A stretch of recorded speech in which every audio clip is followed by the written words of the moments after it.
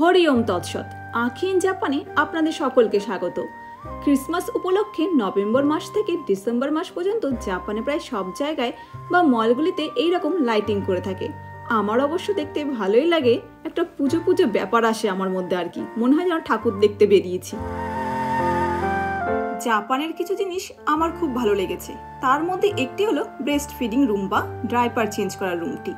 ভীষণ পরিষ্কার পরিচ্ছন্ন, সবকিছু যেন গুছিয়ে রাখা। চলো মেয়ে ডায়াপার চেঞ্জ করে আসি আর তোমাদের দেখিয়ে নিয়ে আসি।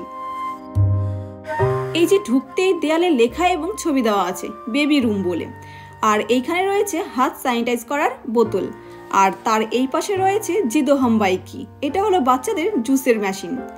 আর ঢুকতেই এই পাশে রয়েছে দুটো বেসিন হাত ধোয়ার জন্য, আর একটা গরম জলের মেশিন। ডায়াপার চেঞ্জ করার পাশেই বড়দের বসার জায়গা আছে। এইদিকে কর্তামশাই মেয়ের ডায়াপার চেঞ্জ করছে, আর ডায়াপার চেঞ্জ করা ওইখানে না বেল্ট দেওয়া আছে যাতে বাচ্চারাও উল্টে না যায়, তাই বেল্ট আটকে তারপর ডায়াপার চেঞ্জ করতে হয়। আর ওইখানে টিস্যু রাখা আছে, ওই টিস্যু নিয়ে নিচে দিয়ে তারপর চেঞ্জ করতে হয় যাতে নোংরা নিচে না লেগে যায়। আর এটা হলো ওয়েট মাপার মেশিন, আর ওয়েট মাপার মেশিনের পাশে যে সাদা মেশিনটা দেখতে পাচ্ছেন ওটা হলো ডায়াপার চেঞ্জ করে ওর মধ্যে ঢুকিয়ে দেয়। আর এই মেশিনের কাজ হলো প্যাম্পার্সটাকে একদম প্লাস্টিকে মুড়ে দেয় যাতে যে পরিষ্কার করতে আসবে তার হাতে নোংরা না লেগে যায়।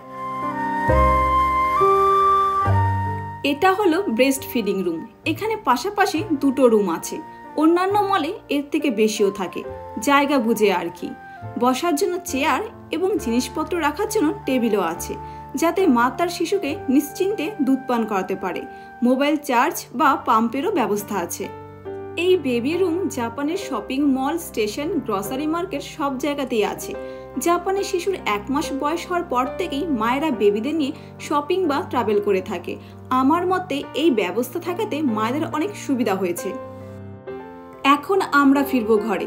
আজকের ভিডিওটা এখানেই শেষ করছি। কেমন লাগলো কমেন্ট করে অবশ্যই জানাবেন। ভালো লাগলে লাইক, শেয়ার অ্যান্ড সাবস্ক্রাইব করতে ভুলবেন না। ভালো থাকবেন, সুস্থ থাকবেন। হরি ওম তৎসৎ।